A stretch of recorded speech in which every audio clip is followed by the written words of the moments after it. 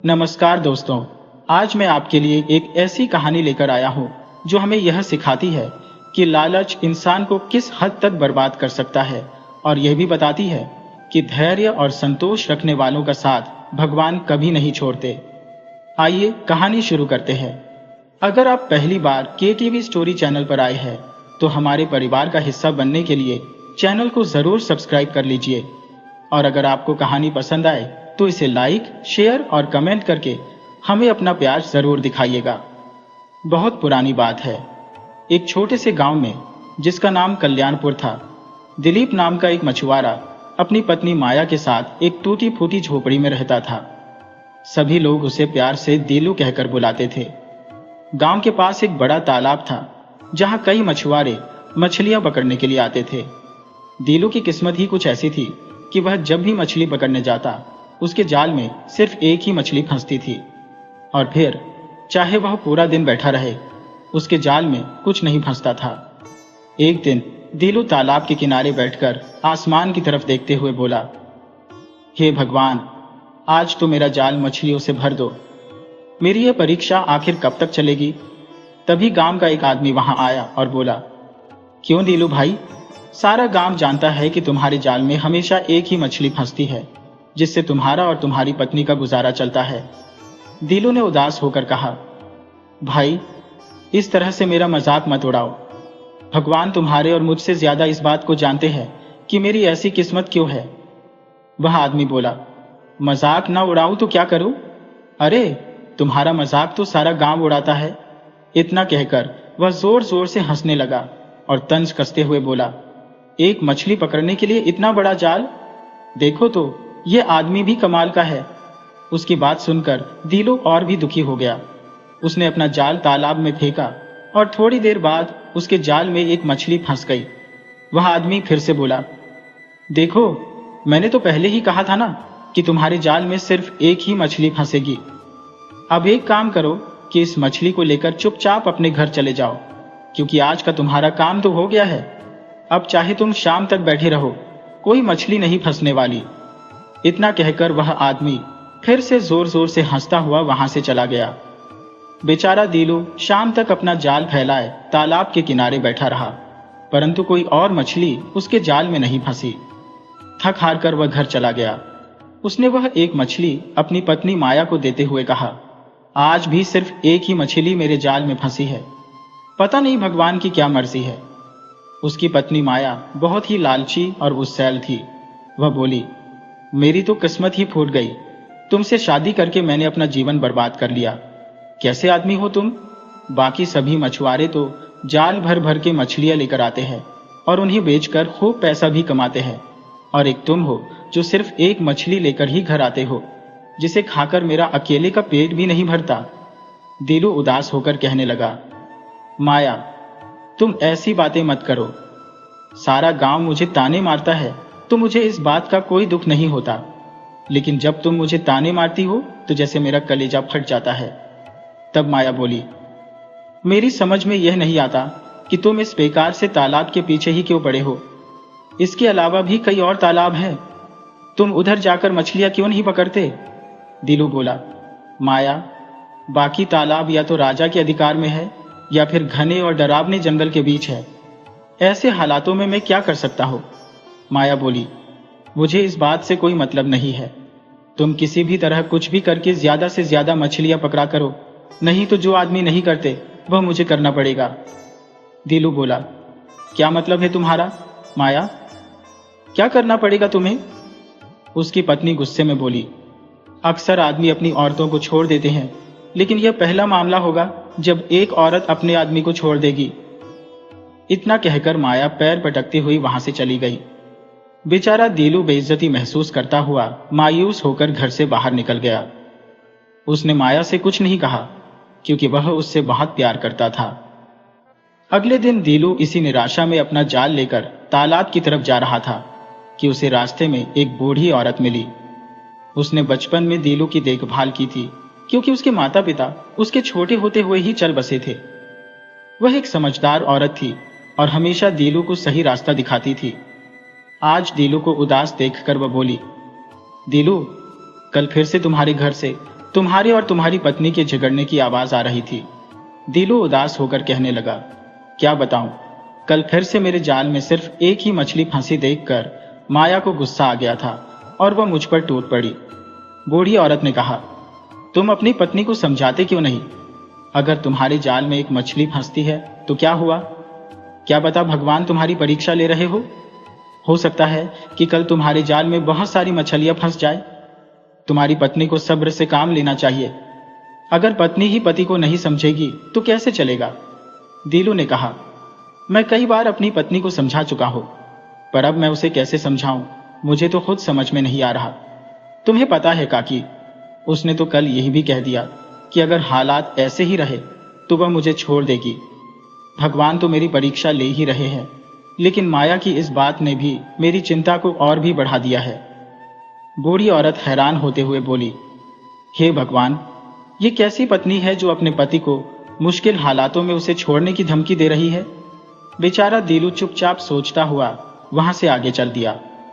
अब वह सोचता जा रहा था कि माया कह रही थी कि मुझे उस तालाब को छोड़कर जंगल में किसी दूसरे तालाब में जाना चाहिए।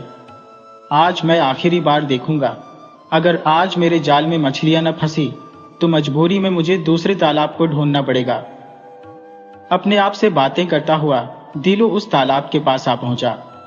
जैसे ही उसने अपना जाल फेंका तो एक और मछुआरा वहां आ गया। आज वह उसका मजाक उड़ाते हुए कहने लगा, देखो आ गए हमारे गुरुजी। आओ दीलू जी, आपका ही इंतजार कर रही थी यह मछलियां। अरे दीलू भाई, तुम किस लिए यहाँ पर सारा दिन अपना दिमाग खराब करते हो? तुम्हें कितनी बार कहा कि मछलियां पकड़ना तुम्हारे बस की बात नहीं है, तुम समझते क्यों नहीं? मुझे तो लगता है कि मछलियों को शायद तुम्हारी शक्ल ही पसंद नहीं है, इसीलिए जब भी तुम आते हो मछलियां चिढ़ जाती है और तालाब के अंदर चली जाती है। इतना कहकर वह दीलू का मजाक उड़ाते हुए जोर जोर से हंसने लगा। आज तो दीलू की आंखों से आंसू बहने लगे थे। वह चुपचाप बैठा रहा और तभी उसके जाल में एक मछली फंस गई। वह मछुआरा फिर से बोला, देखो गुरुजी, अब हो गया आपका काम, अब दूसरी मछली तो जाल में फंसेगी नहीं। सो दीलू जी, आप अपने घर जाओ और आराम करो और इसी को पकाकर खाओ। दीलू को अब थोड़ा गुस्सा भी आ रहा था। वह उसी गुस्से में उस एक मछली को लेकर अपने घर वापस आ गया। उसके हाथ में एक मछली देखकर माया कुछ कहने ही वाली थी कि तभी दीलू बोल पड़ा, बस अब कुछ और कहने की जरूरत नहीं है, कल मैं दूसरा तालाब ढूंढने के लिए जाऊंगा। इतना सुनकर माया वहीं पर शांत हो गई। अगले दिन जब दीलू अपना जाल लेकर जाने ही वाला था कि तभी उसकी पत्नी माया ने उसे रोका और कहने लगी, तुमने कहा था कि तुम दूसरा तालाब ढूंढने के लिए जा रहे हो। मैंने सुना है कि गांव के उत्तर दिशा में जंगल के अंदर एक तालाब है। लोग कहते हैं कि वहां पर भूतों का वास है, इसलिए आज तक वहां पर कोई नहीं गया। परंतु लोग तो तरह तरह की बातें करते ही रहते हैं। सच्चाई क्या है ये तो किसी को नहीं मालूम। तुम वहां पर क्यों नहीं जाते? माया की यह बात सुनकर दीलू हैरान रह गया। वह बोला, माया, वहां तो बरसों से कोई नहीं गया और कहते हैं कि वहां पर किसी बुरी आत्मा का वास है। तब माया बोली, यह सब बकवास बातें हैं। अगर किस्मत को बदलना है तो थोड़ा सा खतरा तो मोल लेना ही पड़ेगा। तुम वहां पर जाओ, हो सकता है कि वहां पर तुम्हें ढेर सारी मछलियां मिल जाए। और सुनो, इसमें हमारा फायदा ही है। सोचो, अगर वहां पर बहुत सारी मछलियां मिल गईं तो वह मछलियां बेचकर तुम पैसे कमा सकते हो और कोई दूसरा मछुआरा डर की वजह से वहां पर जाएगा भी नहीं। इस तरह से हम निश्चिंत रह सकते हैं। अपनी पत्नी माया की बात सुनकर दीलू कुछ देर तक उसे देखता रहा। वह सोच रहा था कि माया के दिल में पैसों के अलावा और कुछ भी नहीं है, न प्यार, न फिक्र, न परिवार। और फिर दीलू माया की इस बात को मना नहीं कर पाया। शायद वह अपनी पत्नी के इस व्यवहार को भी भगवान की मर्जी ही मान रहा था। फिर कुछ सोचकर बोला, हाँ वह तो ठीक है, लेकिन अगर वहां पर सच में कोई खतरा हुआ तो? माया बोली, मुझे इस बात से कोई फर्क नहीं पड़ता, बस तुम उस तालाब के पास जाओ। अगर कोई खतरा वहां पर हुआ तो तुम उस खतरे का सामना कर लेना, मुझे तो सिर्फ पैसे चाहिए। माया की बातों से दुखी होकर दीलू उस रहस्यमयी तालाब की तरफ चल दिया। रास्ता बिल्कुल सुनसान था। कुछ देर बाद दीलू तालाब के पास पहुंच गया। उसने देखा कि वहां पर अजीब सा सन्नाटा छाया हुआ था। ऐसा लग रहा था जैसे कोई आदमी तो दूर की बात है, बरसों से वहां पर कोई जानवर तक नहीं आया। यही सब कुछ सोचता हुआ दीलू तालाब की तरफ देखने लगा। हिम्मत करके उसने अपना जाल तालाब में फेंक दिया। दीलू को जाल फेंके हुए थोड़ा ही समय हुआ था कि अचानक एक चमकदार मछली उसके जाल में फंस गई। वह मछली कुछ अलग ही लग रही थी। दीलू हैरान होकर सोचने लगा, कमाल की बात है, यहां पर भी मेरी किस्मत में सिर्फ एक ही मछली है। उसने तुरंत मछली को बाहर निकाला और उसे अपनी बाल्टी में रख लिया। बाल्टी में रखते ही जैसे चमत्कार हो गया, मछली के मुंह से एक सोने का टुकड़ा निकला। दीलू ने जब यह देखा तो बोला, हे भगवान, इस तालाब के बारे में तो सबने कहा था कि यहाँ पर खतरा है, परंतु यह तालाब तो बहुत ही चमत्कारी है। दरअसल दीलू का दिल बिल्कुल साफ था। वह हमेशा भगवान की मर्जी में ही खुश रहता था। अब पता नहीं भगवान उसकी परीक्षा ले रहे थे या फिर उसकी पत्नी माया की परीक्षा। जब मछली ने सोने का टुकड़ा दिया तो दीलू खुशी खुशी उसे अपने घर लेकर आया। उसने मछली और सोने का टुकड़ा अपनी पत्नी को दिखाते हुए कहा, भाग्यवान, बड़ी अजीब बात है, उस तालाब में भी मेरे जाल में बस एक ही मछली फंसी, लेकिन जैसे ही मैंने उस मछली को बाल्टी में रखा तो उसके मुंह से यह सोने का टुकड़ा निकला। माया ने जब वह सोने का टुकड़ा देखा तो उसकी आंखों में लालच की चमक आ गई। वह हैरान होते हुए बोली, यह तो बहुत अच्छी बात है, एक मछली मिल गई जिसे खाकर हम अपना पेट भर सकते हैं और साथ में सोने का टुकड़ा भी। यह तो सचमुच चमत्कार हो गया। अब सोचो, अगर तुम रोज वहां जाओ तो हमारे पास कितना सारा सोना आ जाएगा। कल से तुम रोज वहां जाना। और फिर अपनी पत्नी की बात मानते हुए दीलू अगले दिन फिर से तालाब पर आ गया। फिर से एक मछली फंसाई, उसने भी सोने का टुकड़ा दिया। अब तो दीलू का रोज का यह काम हो गया। देखते ही देखते दीलू और माया के हालात बदल गए। दीलू की पुरानी झोपड़ी की जगह पर अब एक पक्का और आलीशान मकान बन चुका था। गांव के सभी लोग उसे इज्जत की नजरों से देखते थे। दीलू की हवेली में अब नौकर चाकर, सुख सुविधाएं, सब कुछ था। एक दिन दीलू रास्ते से गुजर रहा था कि उसे वही बूढ़ी औरत मिली। उसने दीलू की तरफ देखते हुए कहा, दीलू बेटा, अच्छा हुआ कि तुम मुझे यहां पर मिल गए। देखो, मैंने कहा था ना कि भगवान तुम्हारी परीक्षा ले रहे हैं और तुम्हारी किस्मत जाग गई। दीलू बहुत खुश हुआ और भगवान का धन्यवाद करते हुए बोला, हाँ काकी, भगवान बहुत ही दयालु है, आपकी बात बिल्कुल सही निकली। दीलू उस औरत को अपनी मां से बढ़कर समझता था। उसने सब कुछ उस औरत को सच सच बता दिया कि किस तरह से उसे चमत्कारी तालाब मिल गया और कैसे उसकी जिंदगी बदल गई। बूढ़ी औरत कहने लगी, सच में दीलू, भगवान की तुम पर बहुत ही कृपा है जो तुम्हें उस तालाब का रास्ता मिल गया। तुम्हारी साफ नियत और भगवान पर तुम्हारे विश्वास के कारण ही यह चमत्कार हुआ है, नहीं तो बाकी लोगों के लिए तो अब भी वह तालाब डरावना और खतरनाक ही है। अब मेरी एक बात मानो, तुम वहां पर जाना बंद कर दो। जितना भी धन तुमने इकट्ठा किया है उससे एक व्यापार शुरू कर लो और भगवान से प्रार्थना करो कि तुम्हारे व्यापार में बरकत हो। और हाँ, जब से तुम्हारी पत्नी के पास इतना धन आया है वह बहुत ही घमंडी हो गई है। वैसे तो जब धन नहीं था तब भी वह सीधे मुंह बात नहीं करती थी। देखो, मेरी बात को ध्यान से सुनो। मैं चाहती हूं कि तुम अब गरीबों की सहायता करो। कल मैंने देखा था कि एक भिखारी तुम्हारे घर में आया और तुम्हारी पत्नी ने उसे बेइज्जत करके घर से बाहर निकाल दिया। यह सुनकर दीलू हैरान हो गया। वह कहने लगा, ठीक है काकी, तुम्हारी बात मैंने आज तक नहीं टाली तो भला अब कैसे टाल सकता हो। आपकी सलाह हमेशा मेरे लिए भगवान की सलाह होती है और आज ही मैं अपनी पत्नी से इस बारे में बात करूंगा। और फिर बूढ़ी औरत वहां से चली गई। कुछ देर बाद दीलू भी अपने घर चला आया। घर आकर उसने माया से कहा, देखो माया, काकी बता रही थी कि कल एक भिखारी आया था जिसे तुमने बेइज्जत करके घर से बाहर निकाल दिया। तुम्हें ऐसा नहीं करना चाहिए था। क्या तुम अपनी गरीबी के दिन भूल गई? माया बोली, हाँ हाँ, मैं सब कुछ जानती हूँ, मुझे सब कुछ याद है, लेकिन शायद तुम भूल गए हो कि जब तुम गरीब थे तो ये गांव वाले तुम्हारा कैसे मजाक उड़ाया करते थे। दीलू ने कहा, माया, हमें गांव वालों की कोई परवाह नहीं है, हम उनके जैसे नहीं बन सकते। हाँ, अब मेरी बात ध्यान से सुनो। मैं तुम्हें यही कहना चाहता हूं कि देखो, अब हमारे पास धन की कोई कमी तो है नहीं, इसलिए मैं चाहता हूं कि मैं उस तालाब में से मछलियां पकड़ना बंद कर दूं और कोई व्यापार शुरू कर दो। यह सुनकर माया हैरान और परेशान हो गई और गुस्से से दीलू की तरफ देखते हुए बोली, तुम्हारा दिमाग तो खराब नहीं हो गया? दीलू बोला, मेरा दिमाग तो नहीं माया, लेकिन तुम्हारे मन के अंदर लालच सवार हो गया है। मैं देख रहा हूं कि जब से हमारे पास धन आया है तो तुम्हारे मन में धन की लालसा खत्म होने के बजाय बढ़ती ही जा रही है। आज तक तुमने कभी भगवान का धन्यवाद भी नहीं किया। माया गुस्से में बड़बड़ाने लगी। उसने बहुत कोशिश की कि दीलू रोज उस तालाब पर जाए, लेकिन वह नहीं माना। और फिर आखिरकार वह समझ गई कि दीलू ने अपना फैसला कर लिया है। परंतु माया के अंदर का लालच बहुत ही बढ़ चुका था।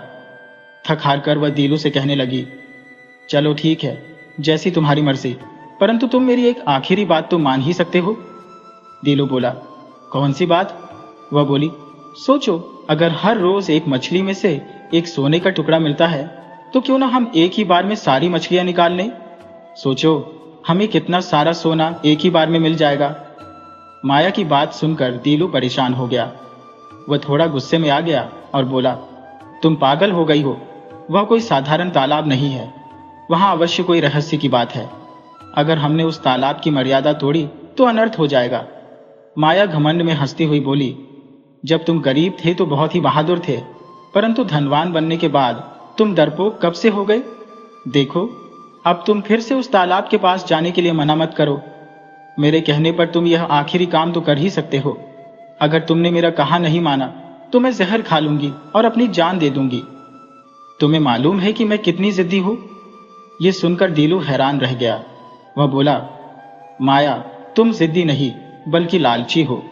ठीक है, मैं तुमसे प्यार करता हूं और इसी प्यार की खातिर मैंने तुम्हारी हर जिद मानी है और आज भी मानूंगा। अगले दिन दीलू अपने 2 नौकरों को अपने साथ लेकर उस तालाब के किनारे आ गया। क्योंकि अब तक उस तालाब के बारे में किसी को मालूम नहीं था, तो दीलू बोला, देखो, मैं रोज यहां पर मछलियां पकड़ने के लिए जाल डालता था तो हर बार सिर्फ एक ही मछली फंसती थी।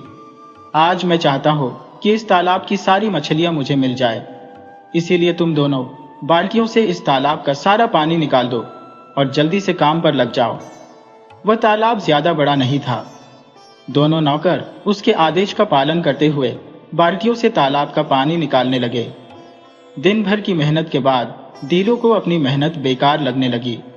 तालाब तो सूखने लगा था, लेकिन कोई मछली दिखाई नहीं दी। तालाब के बीच में सिर्फ कीचड़ और सड़ी हुई बदबू ही थी। आखिर में दीलू को एक छोटा सा गड्ढा दिखाई दिया जो तालाब के बिल्कुल बीच में था। दीलू ने जब उस गड्ढे में अपना हाथ डाला तो उसी पल गहरा काला धुआं बाहर निकलने लगा। सारा तालाब एक डरावने धुएं में बदल गया और वहां पर कुछ भी दिखाई नहीं दे रहा था। यह देखकर दोनों नौकर तो वहां से डर के मारे भाग गए और दीलू को अकेला वहीं पर छोड़ गए। अब दीलू भी डरा हुआ था। वह अपनी हवेली की तरफ भाग गया। दीलू की ऐसी हालत देखकर माया हैरान होकर बोली, क्या हुआ और वह नौकर कहां पर है? दीलू बोला, मुझे तो लगता है कि वह दोनों नौकर गांव छोड़कर ही भाग गए होंगे। इतना कहकर दीलू ने तालाब की सारी घटना माया को सुना दी। ये सुनकर माया भी घबरा गई और बोली, मुझे तो लगता था कि उस तालाब की सारी मछलियां तुम्हें मिल जाएगी, परंतु वहां पर कुछ ऐसा भी हो सकता है, ये तो मैंने कभी सोचा भी नहीं था। दीलू ने कहा, मैंने तुमसे कहा था ना माया कि उस तालाब में हमें कुछ नहीं मिलेगा। पता नहीं वह कौन सा रहस्य था जिसके कारण वह मछली मुझे मिल रही थी जो सोने का टुकड़ा दे रही थी। अब माया को कोई बात नहीं सूझी। वह चुपचाप अपने कमरे में चली गई। अगली सुबह जब वह बिस्तर से उठी तो उसका पूरा शरीर जकड़ा हुआ था और बुरी तरह से दुख रहा था। दीलू उसे देखकर घबरा गया और बोला, माया, तुम्हारा चेहरा तो बिल्कुल बीमारों जैसा लग रहा है। क्या हुआ तुम्हें? वह बोली, मेरे सारे शरीर में दर्द हो रहा है। दीलू तुरंत उठा और एक वैद्य को बुलाकर ले आया। वैद्य ने माया को देखा और फिर दीलू से कहा, दीलू, तुम्हारी पत्नी को एक बहुत ही भयानक बीमारी ने जकड़ लिया है। इसका इलाज तो बहुत ही महंगा है और यह इलाज सिर्फ कीमती जड़ी बूटियों के द्वारा ही हो सकता है और वे बहुत ही महंगी मिलती हैं। दीलू बोला, आप चिंता मत कीजिए वैद्य जी, चाहे कुछ भी हो जाए, मुझे अपनी पत्नी को ठीक करना है। उसी दिन से दीलू अपनी पत्नी के इलाज में जी जान से जुट गया। जड़ी बूटियां महंगी होने के कारण धीरे धीरे दीलू का सारा धन अपनी पत्नी के इलाज पर खर्च हो गया। एक दिन दीलू ने वैद्य से कहा कि मेरे पास जितना भी धन था वह सारा खत्म हो चुका है। तो वैद्य ने कहा, देखो दीलू, तुम्हारी पत्नी का कुछ दिनों का इलाज अभी और बाकी है। अगर वह न हुआ तो बीमारी फिर से वही आ जाएगी जहां से मैंने इलाज शुरू किया था। तुम्हें किसी भी तरह से धन इकट्ठा करना ही होगा, नहीं तो तुम्हारी पत्नी बच नहीं पाएगी। ये सुनकर दीलू निराश हो गया और अपनी पत्नी को उसने सारी बात बताई और कहने लगा, लगता है कि हमें यह हवेली बेचनी पड़ेगी। ये सुनकर माया की आंखों में आंसू आ गए। इसके बाद दीलू ने वह हवेली बेच दी और वह पहले की तरह झोपड़ी में अपनी पत्नी के साथ रहने लगा। कुछ दिनों के इलाज के बाद माया पूरी तरह से स्वस्थ हो चुकी थी, परंतु अब उनके पास सब कुछ खत्म हो चुका था। दीलू पहले की तरह गांव के तालाब में मछलियां पकड़ने के लिए जाने लगा। तब वहीं पर बैठा हुआ एक मछुआरा दीलू का मजाक उड़ाते हुए बोला, वाह भाई वाह, देखो तो कौन आया है, हमारा दीलू भाई। जहां से चले थे वहीं पर आ पहुंचे। क्यों दीलू भाई, तुम्हारे पास जितना भी धन था वह खत्म हो गया, अब तुम क्या करोगे? उसकी बात सुनकर दीलू ने कोई जवाब नहीं दिया और जैसे ही उसने तालाब की तरफ अपना जाल फेंका तो सिर्फ एक ही मछली उसके जाल में फंसी। वह उस मछली को लेकर अपनी झोपड़ी में आ गया। उसने माया से कहा कि मुझे सिर्फ एक ही मछली मिली है। यह सुनकर माया फूट फूट कर रोने लगी। वह बोली, यह सब कुछ मेरी वजह से हुआ है। अगर मैं ज्यादा लालच न करती तो कुछ भी नहीं होता। मुझे लगता है कि तालाब को खाली करने की वजह से ही मुझे यह श्राप लगा है और मैं बीमार हो गई और हमारा सारा धन खत्म हो गया। मैं समझ चुकी हूं कि लालच इंसान को अंधा कर देता है। दीलू ने माया से कहा, तुम रो मत माया, तुम्हें समझ में आ गया कि लालच बुरी बला है, बस यही काफी है। बाकी अभी तक मैं जिंदा हूं, मेरे रहते मैं तुम्हें कोई तकलीफ नहीं होने दूंगा। दीलू की यह बात सुनकर माया भावुक हो गई और कहने लगी, मुझे माफ कर दो, तुमने हर दुख में मेरा साथ दिया और मैं तुम्हें कभी समझ नहीं पाई और मैंने लालच में आकर तुम्हें छोड़ने की बात तक कह दी, परंतु तुमने कभी भी मुझे दूर नहीं होने दिया। मुझे बहुत ही पछतावा है, मुझे माफ कर दो दीलू। दीलू बोला, रिश्तों की सुंदरता इसी में है कि हर हाल में एक दूसरे का साथ देना चाहिए, न कि दुखों में छोड़कर भाग जाना चाहिए। मुझे अपने भगवान पर पूरा विश्वास था कि एक न एक दिन वह तुम्हारे साफ दिल पर लालच की जमी हुई परत को बिल्कुल साफ कर देंगे और जिस माया को मैं चाहता हूं वह मुझे अवश्य मिल जाएगी। आज मैं बहुत ही खुश हूं। और फिर कुछ देर तक आंसू बहाने के बाद माया ने कहा कि तुम मुझे उस तालाब के पास ले चलो। दीलू बोला, क्यों, अब क्या करना है? तुम ऐसा क्यों कह रही हो? माया बोली, मैं उस तालाब के सामने खड़ी होकर माफी मांगना चाहती हूँ। दीलू इस बात के लिए तैयार हो गया। कुछ देर बाद दीलू अपनी पत्नी माया को लेकर उस तालाब के पास आ गया जो कि अब बिल्कुल सूख चुका था। माया तुरंत वहां पर पहुंचकर तालाब से माफी मांगते हुए कहने लगी, मुझे माफ कर देना, मैं नहीं जानती कि आखिर तुम्हारा रहस्य क्या है। मुझे अपने की पर पछतावा है। माया ने इतना ही कहा था कि अचानक तालाब में पानी भरने लगा और देखते ही देखते वह तालाब ऐसे भर गया जैसे कभी सूखा ही ना हो। यह देखकर दीलू और माया हैरान रह गए। तभी तालाब में से एक सुंदर युवती की आकृति वाली मछली बाहर निकल कर आई जो कि मछलियों की रानी थी। वह उन दोनों के सामने 9 सोने के टुकड़े रखते हुए बोली, तुम दोनों की आंखों में पछतावा नजर आ रहा है। ये तालाब असल में मेरा है। जब तुम्हारे पति ने इस तालाब को खाली किया था मैं तभी जान गई थी कि वह यह सब अपनी मर्जी से नहीं कर रहा, बल्कि अपनी पत्नी के लालच की वजह से ऐसा कर रहा है। इसलिए उसे एक भी मछली नहीं मिली और तुम बीमार हो गईं। इस तालाब से तुमने जो धन हासिल किया था वह धन भी इसीलिए खत्म हो गया। परंतु आज जो सोने के टुकड़े मैं तुम्हें दे रही हूँ, इन्हें अपने साथ लेकर जाओ और कोई व्यापार शुरू करो और फिर कभी लालच मत करना। इतना कहकर मछलियों की रानी वापस तालाब में चली गई। दीलू वह सोने के टुकड़े लेकर अपनी पत्नी के साथ घर वापस लौट आया। उस सोने को बेचकर उसने व्यापार शुरू किया और देखते ही देखते दीलू एक बार फिर से अपने गांव का सबसे धनवान आदमी बन गया। वह हवेली जो उसने बेची थी वह फिर से उसने खरीद ली और गांव में एक बार फिर से सभी लोग उसे इज्जत की नजर से देखने लगे। आज दीलू की पत्नी पुरानी बातों को याद करते हुए पछतावे में बोली, काश जब तुम पहली बार वह सोने का टुकड़ा लेकर आई थे तभी मैंने तुमसे कहा होता कि उसे बेचकर व्यापार शुरू कर लो, तो हमारे साथ ऐसा कभी ना होता। तब दीलू ने जवाब दिया, जो बीत चुका है उसे कभी ठीक नहीं किया जा सकता। जो भी होता है हमारे भले के लिए ही होता है। अगर तुम ऐसा न करती तो तुम्हें कभी समझ में नहीं आता कि लालच इंसान को किस हद तक बर्बाद कर सकता है। ये सुनकर माया हंसने लगी। इस घटना के बाद दीलू और उसकी पत्नी कभी उस तालाब के पास वापस नहीं गए। ये कहानी हमें सिखाती है कि लालच हमेशा दुख और बर्बादी लाता है। सच्चे सुख की राह संतोष में छिपी है, और जो इंसान धैर्य के साथ अपने रिश्ते और ईमानदारी को निभाता है उसे भगवान कभी निराश नहीं करते। तो दोस्तों, मुझे पूरी उम्मीद है कि आपको यह कहानी पसंद आई होगी। तो वीडियो को लाइक कीजिए और साथ ही अपने अच्छे कमेंट करना बिल्कुल मत भूलिएगा।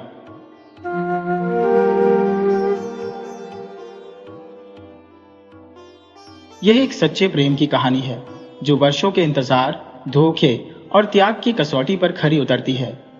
ये बताएगी कि कैसे एक प्रेम कहानी में किस्मत, हिम्मत और ईमानदारी आखिरकार जीत हासिल करती है। आइए कहानी शुरू करते हैं। ये बहुत पुरानी बात है। तिलकपुर नाम के एक गांव में एक बहुत धनी व्यक्ति रहता था। भगवान ने उसका घर खूब दौलत से भर रखा था, लेकिन इस ढेर सारे धन दौलत से भी प्यारी एक चीज उसके पास थी, और वह थी उसकी बेटी मयूरी। मयूरी की सुंदरता के आगे तिलकपुर की सारी सुंदरियां फीकी पड़ जाती थी। तिलकपुर में एक युवक भी रहता था जिसका नाम तो रामेश्वर था, मगर लोग उसे आशिक गरीब कहकर बुलाते थे। विधाता ने उसे इस धरती पर केवल गरीबी ही दी थी। उसके पास एक सच्चे दिल और गीत गाने की प्रतिभा के अलावा कुछ और नहीं था। वह अपनी सारंगी उठाता और उसकी धुन पर तिलकपुर के पुराने वीरों की विजय गाथा गूंज उठती। वह विवाह शादियों में या धनी लोगों के खुशी के मौकों पर जाकर अपने गीतों से सबका मन बहलाता था। एक ऐसी ही शादी के अवसर पर उसने मयूरी को पहली बार देखा था। तभी से वे दोनों एक दूसरे को चाहने लगे थे, मगर मयूरी गरीब आशिक के लिए एक सपना मात्र थी। एक दिन जब आशिक गरीब का चेहरा उदासी में डूबा हुआ था, उसकी प्रेमिका मयूरी उससे मिलने आई। मयूरी ने उससे हालचाल पूछा। आशिक गरीब ने कहा, मैं तुमसे बहुत प्यार करता हूं, फिर भी तुम कभी मेरी नहीं हो सकती। मयूरी ने कहा, तुम मायूस मत हो, विवाह के लिए मेरे पिता से बात करो ना। वह अपने ही खर्च से हमारी शादी करवा देंगे और मुझे इतना धन देंगे कि हम दोनों की जिंदगी आराम से कट जाएगी। तुम कहती तो ठीक हो, आशिक गरीब ने जवाब दिया। अपनी बेटी की खुशहाली के लिए वह कोई कमी नहीं छोड़ेंगे, लेकिन कौन जानता है आगे चलकर कहीं तुम्हारे मन में यह घमंड ना आ जाए कि मेरे पास मेरा कुछ भी नहीं है, जो कुछ भी है वह सब तुम्हारी ही बदौलत है। नहीं मेरी प्यारी मयूरी, मैंने तो अपनी आत्मा को एक फर्ज सौंप दिया है। मैं प्रण करता हूं कि अगले 7 साल तक मैं पूरी दुनिया की खाक छानूंगा, धन दौलत जमा करूंगा और फिर वापस लौटूंगा, या फिर किसी जंगल में खत्म हो जाऊंगा। अगर तुम्हें मंजूर है तो इस अवधि के बीत जाने तक तुम मेरा इंतजार करना। मयूरी मान गई, लेकिन उसने एक शर्त रख दी। उसने कहा कि अगर तुम तय की गई तारीख को नहीं लौटे तो मैं कुंदन की पत्नी बन जाऊंगी, जो मुझसे बहुत पहले से ही सच्चा प्रेम करता है। आशिक गरीब अपनी मां के पास पहुंचा। उसने मां से आशीर्वाद लिया, अपनी छोटी बहन का मुंह चूमा, कंधे पर थैला डाला, लाठी ली और तिलकपुर गांव से निकल पड़ा। वह अभी अपने सफर पर निकला ही था कि एक घुड़सवार तेजी से लपकता हुआ आया। आशिक गरीब ने उस पर नजर डाली और देखा तो यह कुंदन ही था। कुंदन ने आशिक गरीब से कहा, मैं भी तुम्हारे साथ चलता हूं, मुझे लगता है हम दोनों की मंजिल एक ही है। आशिक गरीब उसका साथ पाकर कोई ज्यादा खुश तो नहीं था, लेकिन वह करता भी क्या, लाचार था। और फिर दोनों साथ साथ चल पड़े। बहुत दिनों तक वे दोनों चलते रहे। अंत में वे एक ऐसी जगह पर पहुंचे जहां एक नदी उनका रास्ता काटती थी। नदी के उस पार जाने के लिए न तो कोई पुल था और न ही नदी की धार में कहीं इतनी गहराई कम थी जहां से उसे पैदल पार किया जा सके।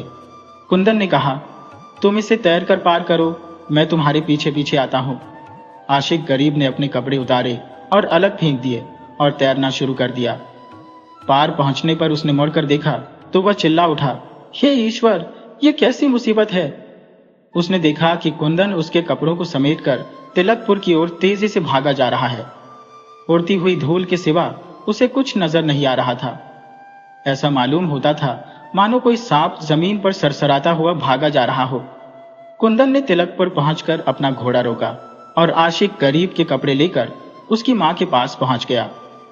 कहने लगा, तेरा बेटा एक गहरी नदी में डूबकर मर गया है, ये रहे उसके कपड़े। मां पर दुख का ऐसा बहार टूटा कि बताया नहीं जाता। वह अपने बेटे के कपड़ों को देखकर जमीन पर गिर पड़ी और जोर जोर से रोने लगी।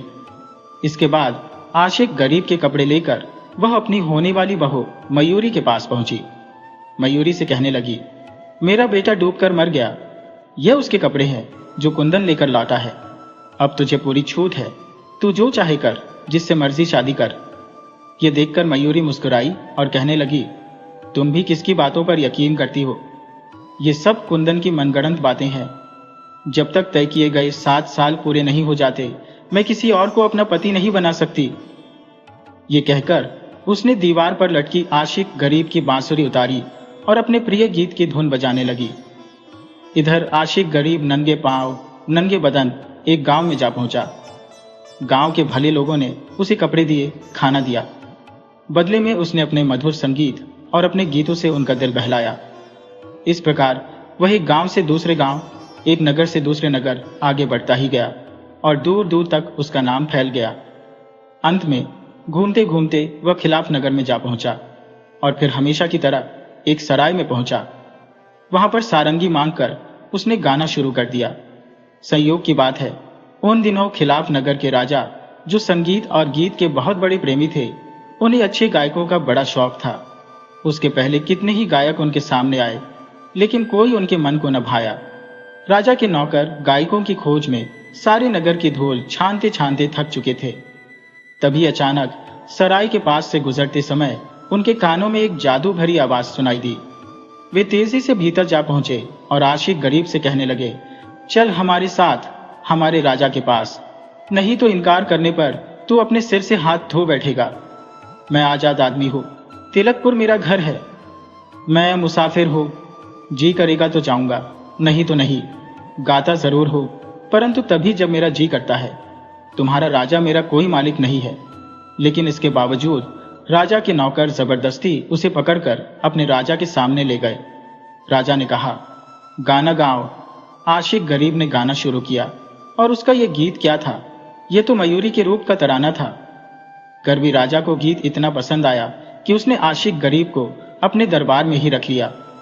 सोने और चांदी की उस पर वर्षा होने लगी। एक से एक बढ़िया कपड़े, खुशी से भरा हुआ रंगीन जीवन अब वह बिता रहा था। ऐशो आराम की उसे कोई कमी न थी। मयूरी को वह भूल ही गया था, यह तो नहीं पता, लेकिन इंतजार की तय की गई अवधि खिसकती जा रही थी। 7 सालों में से आखिरी साल जल्द ही खत्म होने वाला था, लेकिन यहां से विदा होने की अभी तक उसे कोई सुध नहीं थी। इसी समय 40 ऊंटों और 80 गुलामों का एक काफिला लेकर कोई सौदागर तिलकपुर से रवाना होने वाला था। सो मयूरी ने उसे अपने पास बुलाया और उसे एक सारंगी दी। कहने लगी, सौदागर, इस सारंगी को अपने साथ लेते जाओ। जिस नगर में भी तुम पहुंचो, अपने सामान के साथ इसे अच्छी तरह से सजा कर रखना और ये बात अच्छी तरह से फैला देना कि जो अपने आप को इस सारंगी का मालिक साबित करेगा, उसे ये सारंगी ही नहीं बल्कि इसके साथ इनाम भी दिया जाएगा। सौदागर चल दिया। जिस जगह पर भी वह पड़ाव डालता, मयूरी ने जो काम सौंपा था उसे करता, लेकिन ऐसा कोई नहीं मिला जो उस सारंगी को अपना मालिक होना मंजूर करता। सो न तो किसी ने सारंगी हासिल की और न ही उसका इनाम। सौदागर का जब सारा सामान करीब करीब बिक ही चुका था, बचे खुचे सामान के साथ वह खिलाफ नगर में जा पहुंचा। साथ ही मयूरी की शर्तों को पूरे नगर में फैला दिया। आशिक गरीब ने भी इसके बारे में सुना। भागकर वह उस सराय में पहुंचा जहां पर तिलकपुर का सौदागर रुका हुआ था। सौदागर की दुकान पर वह सारंगी सजी हुई थी। सारंगी देखते ही आशिक गरीब बोला, यह मेरी है। सौदागर ने कहा, बेशक यह तुम्हारी है, इसका कारण यह है कि तुमने इसे पहचान लिया। आशिक गरीब, अब जल्दी जल्दी से तिलकपुर पहुंचो। मयूरी ने तुझे कहा था कि तय की गई अवधि खत्म हो रही है। अगर तुम ठीक समय पर वहां पर मौजूद न हुए तो वह किसी और से शादी कर लेगी। आशिक गरीब ने निराशा से अपना सिर पकड़ लिया। उसके भाग्य का फैसला करने वाली घड़ी में ले देकर अब 7 ही दिन रह गए थे, जबकि यहां से तिलकपुर पहुंचने के लिए कम से कम 30 दिन लगने थे। फिर भी वह एक घोड़े पर सवार हुआ, साथ में एक थैली ली जिसमें सोने के सिक्के भरे थे। घोड़े की जान की परवाह न करते हुए भरपूर तेजी से उसे दौड़ा दिया। आखिर वही हुआ जो होना था। एक जंगल से गुजरते हुए उसके घोड़े ने ठोकर खाई और बदहवास होकर वह जमीन पर गिर गया। आशिक गरीब बेहोश हो गया। एक दिन के बाद उसे होश आया तो वह एक कुटिया में था। एक साधु उसके सामने खड़ा था। आशिक गरीब ने पूछा, मैं यहां पर कैसे आया? साधु ने कहा कि तुम जंगल में बेसुध पड़े थे, मैं तुम्हें उठाकर यहां पर लाया हूं। तुम बताओ कि तुम कौन हो और तुम्हें कहां जाना है। आशिक गरीब ने अपनी राम कहानी कही और बताया कि उसे तिलकपुर पहुंचना है, जो अब असंभव सा लगता है। अब मेरे पास आत्महत्या के अलावा कोई चारा नहीं है। ऐसी बातें तो कायर करते हैं बेटा। तुमने सच्चा प्रेम किया है, तुम कायर नहीं हो। चिंता मत करो, तुम मेरा घोड़ा ले जाओ जो 7 दिन में तुम्हें तिलकपुर पहुंचा देगा। साथ ही ये मेरी सिद्ध की हुई मिट्टी ले जा जो तेरे काम आएगी। अगर तू इस मिट्टी का लेप किसी अंधी की आंखों पर लगा देगा तो वह देखने लगेगा। जा, ईश्वर तेरी रक्षा करे। आशिक गरीब एक सफेद घोड़े पर बैठा। वह घोड़ा क्या दौड़ा, मानो हवा से बातें कर रहा था। ठीक 7वें दिन आशिक गरीब तिलकपुर जा पहुंचा। काफी रात बीतने के बाद आशिक गरीब अपने घर पहुंचा। कांपते हाथों से उसने दरवाजा खटखटाया, साथ ही अपनी मां को आवाज दी, मां, दरवाजा खोल, भूख के मारे मेरा बुरा हाल है। रहम कर और अपने मुसाफिर बेटे को अंदर आने दे। जवाब में बुढ़िया की कमजोर सी आवाज आई, राहगीरों को शरण देने के लिए अमीर लोगों के घर मौजूद है। सारे नगर में विवाह शादियां हो रही हैं, तू वहीं जा, वहीं तेरी रात मजे से गुजरेगी। मां, यहां पर मैं किसी को नहीं जानता, इसीलिए तुझसे ही विनती करता हूं, अपने मुसाफिर बेटे को अंदर आने दे। इस पर उसकी बहन ने कहा, मैं उठती हूं मां, मैं देखती हूं कि दरवाजे पर कौन है। नकारा लड़की, एक अनजान युवक के सामने तू जाएगी, तू उसकी आओ भगत करेगी। देखती नहीं मैं अंधी हो चुकी हूं। 7 साल मैंने आंसू बहाए और अब मुझे कुछ दिखाई नहीं देता। मां ने झिड़क कर लड़की को कहा, मगर लड़की ने उठकर आशिक गरीब के लिए दरवाजा खोल दिया। आशिक गरीब अंदर आया और चारों ओर देखने लगा। उसकी मां तो अंधी हो चुकी थी, साथ ही उसकी बहन भी उसे न पहचान पाई। आशिक गरीब के मन में भावनाओं का अंबार लगने लगा। मधुर आवाज देने वाली उसकी सारंगी वहीं पर टंगी हुई थी। सारंगी के ऊपर धूल की तह जम चुकी थी। उसने अपनी मां को कुरेदना शुरू किया, वह दीवार पर क्या लटका है, तू भी कैसा मीन मेकी मेहमान है। बस इतना ही गनीमत समझ कि तुझे एक आध रोटी मिल जाएगी और ईश्वर का नाम ले सुबह सुबह यहां से विदा हो जा। मां, मैं तुझे पहले ही बता चुका हूं कि तू मेरी अपनी मां है और ये मेरी बहन है। इसीलिए मैं तुझसे जानना चाहता हूं कि दीवार पर वह क्या टंगा है। वह सारंगी है। उसकी बात का यकीन न करके बुढ़िया ने झुंझलाकर जवाब दिया, सारंगी? सारंगी से तेरा क्या मतलब है? गाना गाते समय इसे बजाया जाता है। इस पर आशिक गरीब बुढ़िया के पीछे पड़ गया और कहने लगा कि बहन, उसे सारंगी उतार कर दिखा दे। बुढ़िया ने जवाब दिया, भला ये कैसे हो सकता है? यह सारंगी मेरे दुखियारे बेटे की है और लंबे लंबे 7 साल से यही दीवार पर लटकी है। किसी भी जीवित आदमी ने इसे अपने हाथ से नहीं छुआ, लेकिन उसकी बहन उठी और दीवार से सारंगी उतारकर उसे दे दी। इसके बाद आकाश की ओर उसने अपनी आंखें उठाई और भगवान से प्रार्थना की। उसके मुंह से निकला कि मैं अपने मन की इच्छा पूरी करने के लिए जा रहा हूं, ईश्वर मेरा साथ देना। उसने तांबे के तारों को छेड़ा, तारों से झनकार उठने लगी। फिर आशिक गरीब ने गीत गाना शुरू कर दिया। उसका दर्द भरा गीत सुनकर मां की आंखों से आंसू फूट पड़े और वह बोली, तुम्हारा नाम क्या है? अपने गीत से तूने मेरा हृदय छलनी छलनी कर दिया। इसी रात को मैंने सपना देखा था कि मेरे बाल एकदम सफेद हो गए हैं। आंसुओं के 7 साल ने मुझे अंधी बना दिया है।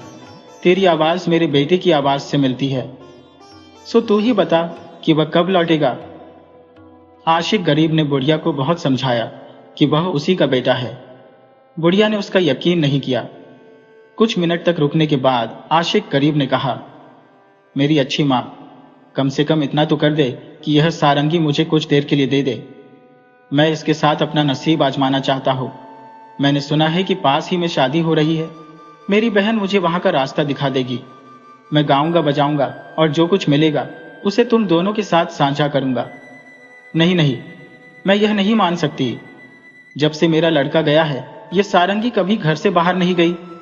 लेकिन आशिक गरीब ने कहा, तू सारंगी की चिंता मत कर मां। यह ले सोने के सिक्कों से भरी हुई थैली। अब इस सारंगी की जिम्मेदारी मेरी हुई। बुढ़िया ने उस थैली को टटोला और यह जानकर कि वह सोने के सिक्कों से भरी हुई है, उसने सारंगी ले जाने की इजाजत दे दी। बहन ने उसे रास्ता दिखाया और उस धनी घर में पहुंची जहां धूमधाम से शादी की दावत हो रही थी।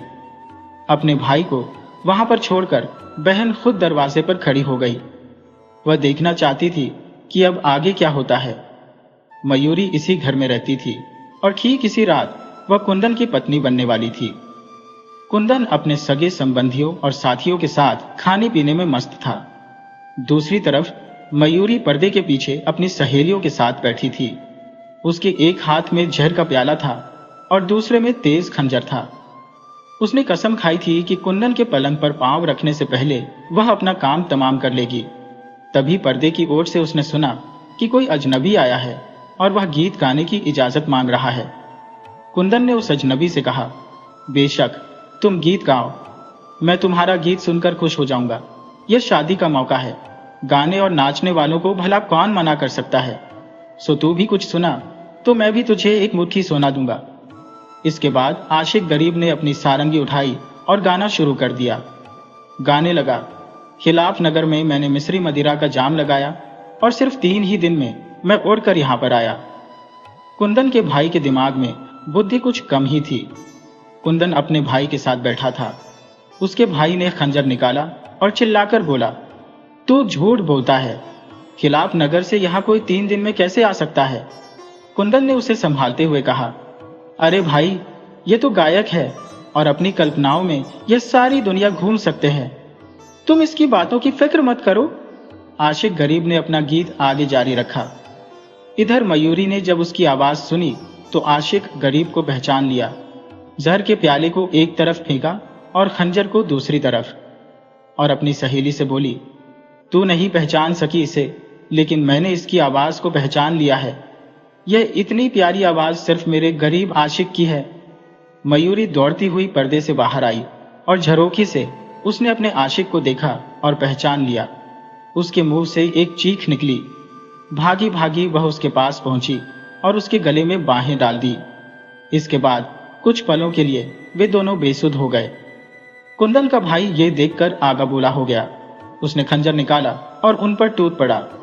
वह दोनों को मार डालना चाहता था, लेकिन कुंदन ने उसे रोकते हुए कहा, भाई रुक जा, अपना गुस्सा ठंडा कर और याद रख कि इस जन्म में जो कुछ भी मेरे भाग्य में था मुझे वही मिलेगा और उससे कभी छुटकारा नहीं मिल सकता। मयूरी मेरे भाग्य में नहीं थी तो कोई बात नहीं। होश आने पर मयूरी लाज के मारे लाल हो गई थी। हाथों से उसने अपना मुंह छिपा लिया और पर्दे के पीछे ओझल हो गई। तब दूल्हे यानी कुंदन ने कहा, मेरे भाई, इतने थोड़े समय में तू इतना बड़ा रास्ता पूरा करके कैसे आ गया। आशिक गरीब ने उसको अपनी सारी कहानी बताई। इधर आशिक गरीब की बहन जो दरवाजे पर ही खड़ी थी, ये सब सुनते ही वह अपनी माँ के पास गई। उसने चिल्लाकर कहा, माँ, वह सचमुच ही मेरा भाई और तेरा बेटा आशिक गरीब है। इसके बाद वह अपनी माँ का हाथ पकड़कर उसे वहां ले आई जहां पर दावत हो रही थी। आशिक गरीब ने अपने झोले में से मिट्टी निकाली, उसे पानी में घोलकर अपनी माँ की आंखों पर लेप कर दिया। लेप करते हुए वह कहने लगा, तुम लोगों के सामने अब यह बात सच साबित हो जाएगी कि मैं एक महान साधु से मिलकर आ रहा हूं। मिट्टी का लेप लगते ही उसकी मां ने आंखें खोली और देखा कि उसकी आंखों की जोत लौट आई थी। इसके बाद किसी के भी हृदय में आशिक गरीब के सच्चे होने का कोई संदेह नहीं रहा। दूसरी तरफ कुंदन जो मयूरी को चाहता था, उसने मयूरी का हाथ आशिक गरीब के हाथों में थमा दिया। इस पर खुशी से कुंदन ने कहा, यह सारंगी आशिक गरीब की बहन छल छलाए उस दुल्हन से किसी भी तरह से कम नहीं है। जिससे तेरा ब्याह होने वाला था। मैं अब अमीर भी हूं, सो वह भी चांदी और सोने से उतनी ही लदी होगी जितनी मयूरी। तू उसे स्वीकार कर और ईश्वर तुम दोनों को भी उतनी खुशियां दे जितनी मुझे और मयूरी को मिली है। आशिक गरीब और मयूरी की शादी हो गई। दूसरी तरफ कुंदन और आशिक गरीब की बहन की भी शादी हो गई। वे सभी एक खुशनुमा जिंदगी बिताने लगे। सच्चा प्रेम बाधाओं और समय की कसौटी पर अपनी ईमानदारी साबित करता है। जीवन में दौलत से बड़ी चीज है किसी पर विश्वास और अपने वचन का मान रखना। अगर आपको हमारी कहानी अच्छी लगी हो तो विनम्रता पूर्वक निवेदन है कि लाइक करें, शेयर करें और सब्सक्राइब करें।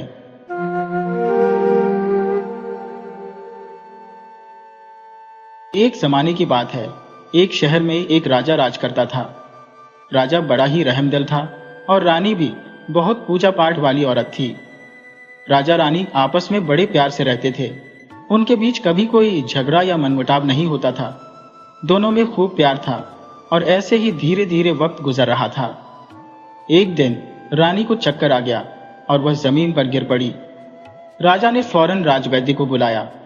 राजवैद्य ने रानी की नब्ज देखी और मुस्कुराते हुए बोले, महाराज, बहुत खुशी की बात है, रानी साहिबा मां बनने वाली है।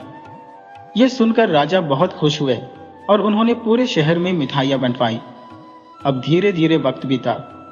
रानी का 5वां और फिर 6ठा महीना भी गुजर गया, लेकिन उनकी तबीयत बहुत ज्यादा खराब रहने लगी। एक दिन रानी ने अपने पति राजा साहब से कहा, राजा साहब, अगर मैं बच्चे को जन्म देकर इस दुनिया से चली गई तो क्या आप दूसरी शादी कर लेंगे? राजा बोले, नहीं रानी, ऐसा कभी नहीं हो सकता। हम दूसरी शादी क्यों करेंगे? और रानी, तुम्हें कुछ नहीं होगा। राजा की आंखों में आंसू भर आए और उन्होंने कहा, जब तक हम दोनों हैं, साथ जिएंगे, साथ मरेंगे, तुम्हें मैं कुछ नहीं होने दूंगा। मगर होनी को कौन टाल सकता है? जो होना होता है वो होकर रहता है। धीरे धीरे वक्त गुजरा। रानी का 9वां महीना पूरा हुआ। 9 महीने बाद रानी की कोख से एक बेटी ने जन्म लिया। बेटी के जन्म लेते ही रानी इस दुनिया से चल बसी। रानी के जाने से राजा बहुत दुखी हुए। वे उदास रहने लगे। अब सब लोग कहने लगे कि बड़ी अभागन बच्ची पैदा हुई है। पैदा होते ही मां चल बसी। बेचारी के ऊपर तो दुखों का पहाड़ टूट पड़ा। लेकिन राजा अपनी बेटी दुखनी से बहुत प्यार करते थे। सब लोग उस छोटी सी राजकुमारी को दुखनी कहने लगे, क्योंकि उसकी जिंदगी बहुत दुख भरी थी। आगे क्या होना था यह तो भविष्य के गर्भ में था, लेकिन सब लोग इसी से अंदाजा लगाने लगे कि जिसकी मां खत्म हो गई उस बेचारी को भला क्या प्यार मिलेगा। राजा अपनी बेटी को सीने से लगाए रहते और राजकाज पर भी ध्यान नहीं देते थे। अब मंत्री लोग आपस में कहने लगे कि अगर राजा साहब ऐसे ही घुमों में गिरे रहे तो राज्य का काम कैसे चलेगा। राजा साहब दुखनी को बहुत प्यार करते थे, क्योंकि वह बहुत छोटी बच्ची थी। एक दिन राजा साहब को मंत्रियों ने, प्रजा के बड़े बुजुर्गों ने और घर परिवार के लोगों ने मिलकर समझाया, देखिए राजा साहब, आपको राजकाज भी चलाना है, इसलिए आप दूसरी शादी कर लीजिए। आपकी बेटी बहुत छोटी है, उसे भी मां की जरूरत है। उसे मां का आंचल मिल जाएगा और आप राजकाज पर ध्यान दीजिए। जब सबने राजा को समझाया तो राजा ने पहले तो दूसरी शादी से मना कर दिया। उन्होंने कहा कि सौतेली मां आएगी, पता नहीं वो मेरी बच्ची को कैसे रखेगी। लेकिन जब सबने समझाया तो राजा को बात समझ में आ गई और राजा ने दूसरी शादी करने के लिए हाँ कर दी। अब राजा की दूसरी शादी हो गई। राजा की दूसरी पत्नी महल में आ गई, यानी नई रानी आ गई। राजा ने अपनी बेटी दुखनी को नई रानी की गोद में दिया और उनसे कहा कि मेरी बेटी का ख्याल रखना। रानी ने आते ही देखा कि अभी तो शादी हुई है और आते ही एक बच्ची की जिम्मेदारी उसे सौंप दी गई। क्या वह नौकरानी है जो आते ही उसे मां बना दिया गया? अब वह राजा के सामने तो कुछ नहीं कहती थी, लेकिन वह मन ही मन दुखनी को पसंद नहीं करती थी। राजा के सामने तो वह उसका पालन पोषण बहुत अच्छे से करती थी, लेकिन राजा के जाते ही उसे दासियां संभालती थी। कुछ दिन बाद धीरे धीरे वक्त बीता और नई रानी भी गर्भवती हो गई। राजा को जब यह पता चला तो वे बहुत खुश हुए, लेकिन राजा के मन ही मन एक डर था कि पहली बार उन्होंने अपनी पत्नी को खो दिया था। इसलिए वे खुश भी थे और अंदर से दुखी भी थे कि कहीं इस बार भी वे अपनी रानी को न खो दें। राजा यह डर जता नहीं रहे थे, लेकिन मन ही मन वे बहुत चिंतित थे। वे दूसरी रानी को खोना नहीं चाहते थे। दूसरी रानी भी राजा की इस कमजोरी को जानती थी। धीरे धीरे रानी राजा को अपने काबू में करती गई। अब धीरे धीरे वक्त बीता। दूसरी रानी का 9वां महीना पूरा हुआ तो दूसरी रानी की कोख से भी एक बेटी ने जन्म लिया।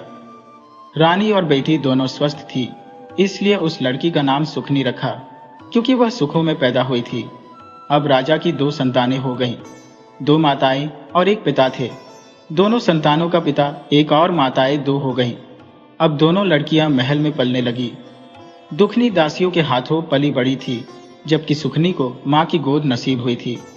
अब सुखनी का झूठा खाना दुखनी खाती और दुखनी के लिए सुखनी के खिलौने, फटे पुराने कपड़े होते थे, वही दुखनी को पहनाए जाते थे। उसकी सौतेली मां ऐसा करती थी। बेचारी दुखनी थोड़ी बड़ी हो गई थी और सुखनी भी साथ साथ बड़ी हो रही थी। दोनों राजकुमारियां महल में ही रहने लगी, लेकिन दोनों का नसीब अलग अलग था।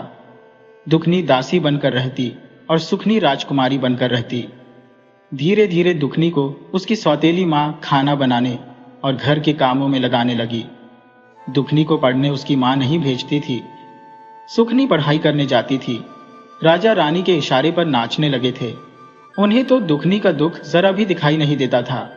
धीरे धीरे वक्त बीता। दोनों बहनें बड़ी हो गईं। सुखनी 15 साल की हो गई और दुखनी 13 साल की हो गई। कहने को तो सब लोग अब राजा से कहने लगे, राजा साहब, अब आपकी बड़ी बेटी दुखनी बड़ी हो गई है, क्या उसकी शादी नहीं करनी है? राजा बोले, क्यों? शादी क्यों नहीं करेंगे? करेंगे। राजा यही सब बातें रानी को बताते हैं दुखनी की शादी करने के लिए। तो रानी कहती है, देखिए, दुखनी की ही शादी नहीं, सुखनी की भी शादी करनी है। दोनों की शादी करनी है, लेकिन मेरी एक बात मान लीजिए, नाई और ब्राह्मण को तो बुला लीजिए, लेकिन दुखनी के लिए कोई राजघराना मत देखिए, क्योंकि दुखनी बड़ी अभागन है। अगर कोई राजघराना आप देखेंगे और वहां कोई अनहोनी हो गई, उसका पति मर गया या सास या ससुर में से कोई मर गया, तो हमारी बड़ी बदनामी होगी। लोग कहेंगे कि देखो कैसी अभागन आई है, आते ही खा गई, इसलिए हमारी बहुत बदनामी हो जाएगी। राजा साहब, कोई ऐसा घर देखिए जिसका कोई ना हो। अगर उसके परिवार में कुछ ऊंच नीच हो गई तो कोई कुछ कहने का भी नहीं है। राजा तो रानी की हर बात मानते थे। जैसे रानी कहती गई, राजा हां भरते गए। राजा ने नाई और ब्राह्मण को बुलाया और दुखनी के लिए कोई गरीब घर का लड़का देखने के लिए कह दिया, जबकि उन्होंने अपनी छोटी बेटी सुखनी के लिए राजघराना ढूंढने के लिए राजपुरोहित को भेजा। दोनों नाई और ब्राह्मण घर से निकल गए और बहुत दूर दूर तक गांव गांव पैदल चलते रहे। देखते रहे कि कोई लड़का उनकी बेटियों के लायक मिल जाए। अब दोनों गांव गांव तो जाते हैं, लेकिन गरीब लोग तो पैदल ही रास्ते से जाते थे। नाई और ब्राह्मण चलते चलते एक शहर में पहुंच जाते हैं और जो राजपुरोहित थे वे अपने घोड़े से जाते हैं, क्योंकि उन्हें तो राजघराना देखना था। नाई और ब्राह्मण चलते चलते एक शहर में पहुंच गए। शहर में पहुंचे तो दुखनी के लिए रिश्ता ढूंढने लगे। पता चला कि एक विधवा औरत है, उसका एक बेटा है। वह विधवा औरत बूढ़ी थी, उसका एक ही बेटा था और वह भी एकदम निकम्मा और आलसी था। उस औरत के पास नाई और ब्राह्मण दुखनी का रिश्ता लेकर गए और बोले कि बूढ़ी माँ अपने बेटे की शादी करेंगी? बूढ़ी माँ बोली, हाँ, क्यों नहीं। कौन माँ अपने बेटे की शादी नहीं करना चाहेगी? कौन चाहेगी कि उसका बेटा खुवारा रहे? नाई और ब्राह्मण बोले कि बुढ़िया माई, राजघराने से रिश्ता आया है। बुढ़िया माई बोली, राजघराने की बेटी क्या मेरे घर में रह पाएगी? मैं तो एक दुखियारी ठहरी। नाई और ब्राह्मण बोले, कोई बात नहीं बूढ़ी माँ, बस हाँ कह दो और रह लेगी। बूढ़ी माँ हाँ कहती है। दुखनी की शादी गरीब घर में पक्की हो गई और नाई ब्राह्मण शादी की तारीख तय करके चले जाते हैं।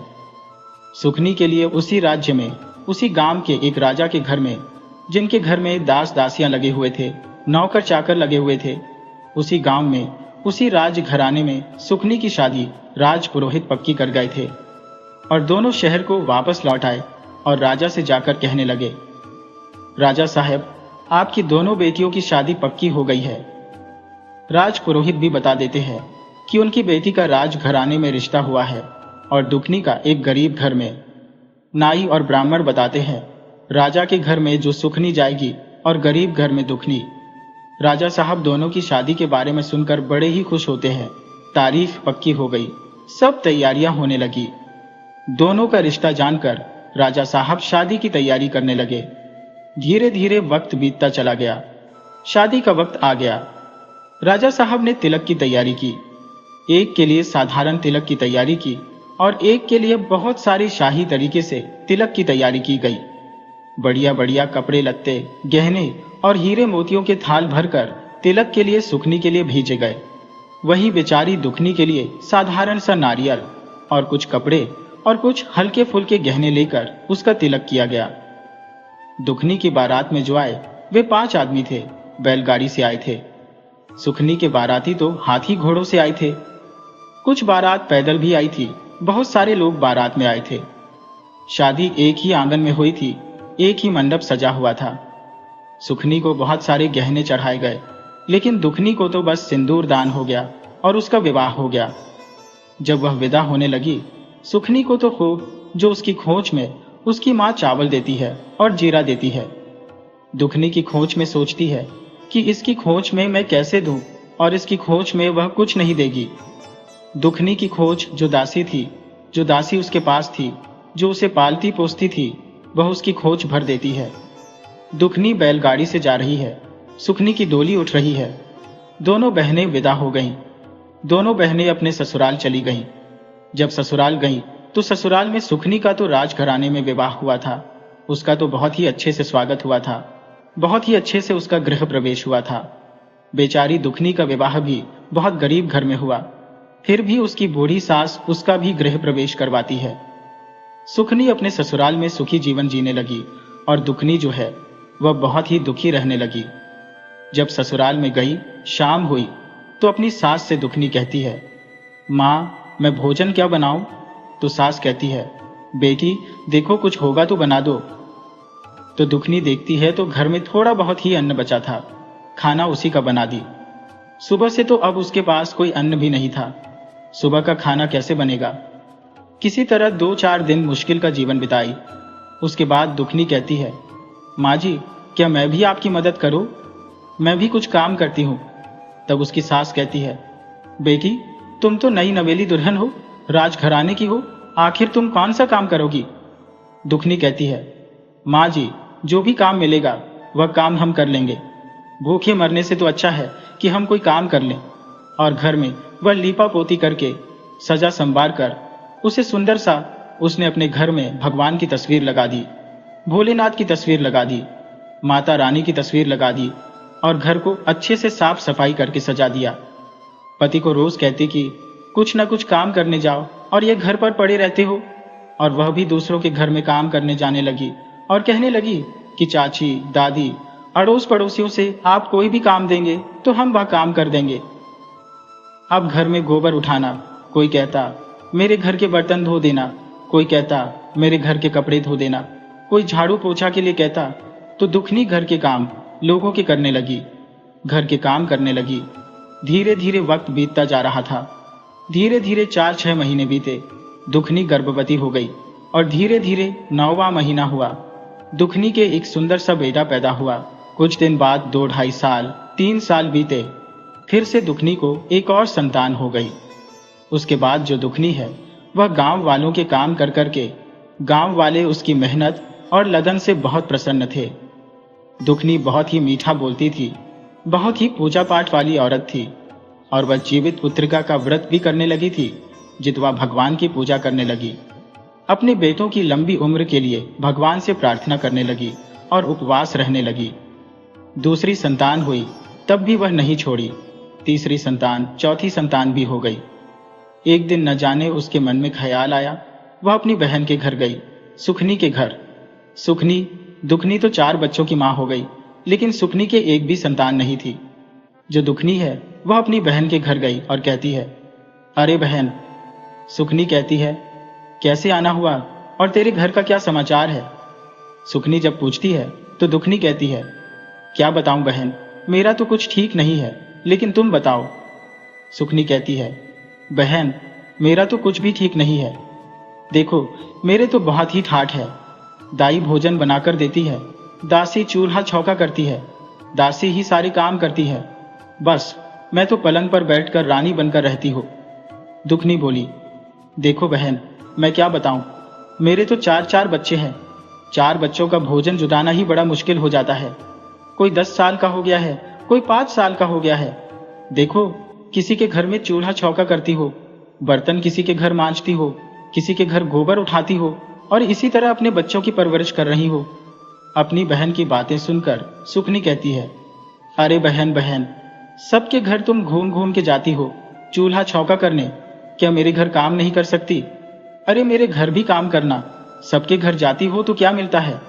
दुखनी कहती है कि देखो बहन, सबके घर जाती हो तो किसी के यहाँ बासी रोटी, किसी के यहाँ चावल, तो किसी के यहाँ ताजी भोजन, किसी के यहाँ कुछ भी मजदूरी, सूखा अनाज, किसी के यहाँ पैसे मिल जाते हैं, बच्चों की परवरिश हो जाती है। सुखनी बोली कि देखो बहन, सुबह से शाम तक जब मेरे घर रहोगी, तुम्हारे बच्चों का जो बचा कुचा भोजन भी ले जाना, और हम कुछ पैसे भी देंगे, तुम्हारे पहनने के लिए कपड़े भी देंगे। और दुखनी कहती है, ठीक है बहन, आ जाएंगे। बहन के घर से वह जाने लगी तो धीरे धीरे वक्त बीतता गया और अश्विन महीना आ गया। पितृपक्ष चल रहा था, 6वां दिन था। बच्चे बोले, माँ, कल तो जीवित पुत्रिका का नहाय खाए है। खैर, जूतिया का नहाय खाए है तो जूतिया व्रत तो तुम करोगी ना माँ? क्या बासी भोजन करके खाना खाकर करोगी? बासी भोजन नहीं खाओगी माँ तो मौसी से बोल देना कुछ अनाज दे देगी, और वह सूखा अनाज लेते आना, उसी का भोजन बना लेना और खा लेना और व्रत कर लेना। ऐसे तो रोज खाती हो, कोई बात नहीं, लेकिन व्रत में कैसे खा सकती हो तुम? जब बच्चे ऐसा बोले तो दुखनी जाकर अपनी बहन सुखनी से कहती है, बहन, कल जीवित पुत्रिका नहाय खाए है और हम जीवित पुत्रिका का व्रत रखेंगे, इसलिए सुखनी बहन, हमें थोड़ा सूखा अनाज दे देना बहन। हम भोजन बनाएंगे और खाएंगे, कुछ पारण के लिए और कुछ नहाय खाए के लिए। बाकी तो बासी भोजन ले जाएंगे, बच्चे खा लेंगे। सुखनी कहती है कि अरे, बड़ी ताजा भोजन खाने वाली आई, गरम गरम। क्या तू बड़ा जूतिया व्रत करेगी, संतान वाली कहलाएगी? अगर जो ले जाना है तो बचा कुचा भोजन ले जाना, नहीं तो कोई सूखा अनाज नहीं मिलेगा। दुखनी कहती है, बहन, 1 महीने का पैसा भी तेरे पास बाकी है, पैसा भी दे देती तो कुछ बच्चों के लिए फलहार कर लेंगे। दुखनी अपना पैसा मांगती है काम करने का, क्योंकि जो तुम हमारी मेहनत मजदूरी दोगी तो फलहार ले लेंगे, पूजा कर लेंगे। दुखनी कहती है सुखनी से, बहन, मेरा पैसा मुझे दे दीजिए, मुझे महीने की जो मेरी पगार है दे दो, मुझे 1 महीने से ज्यादा काम करते हो गया। तो सुखनी कहती है, तुम्हारा कोई पैसा मेरे पास बाकी नहीं है और मैं तुम्हें कोई पैसा नहीं देने वाली। दुखनी रोने लगी और उसके घर काम करने लगी। काम करके कहने लगी, बहन, अरे फिर भी तुम मेरे घर का काम कर रही हो, मेरे घर से चली जाओ। सुखनी उसे धक्के मारकर भगा देती है। ऐसा इसलिए हुआ क्योंकि सुखनी के मन में जलन थी। उसके 4 बच्चे थे, जबकि सुखनी के कोई संतान नहीं थी। वह बेचारी दुखनी को घर से निकाल देती है।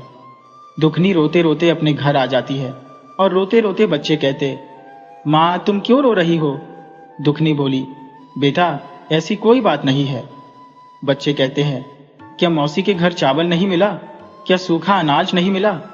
तब सुखनी दुखनी कहती है, बेटा, घर से 1 कुल्हाड़ी और 1 रस्सी दे दो मुझे। और वह रस्सी और कुल्हाड़ी लेकर जंगल की ओर लकड़ियां काटने चली जाती है। जाते जाते रास्ते में सोचती है कि लकड़ियों को बेचकर कुछ पैसे आ जाएंगे तो अपनी जूतियां का व्रत कर लेगी। जब वह रास्ते में जाती है तो एक गाय थी। गाय बछड़े को जन्म दे रही थी। गाय दर्द से पीड़ित थी।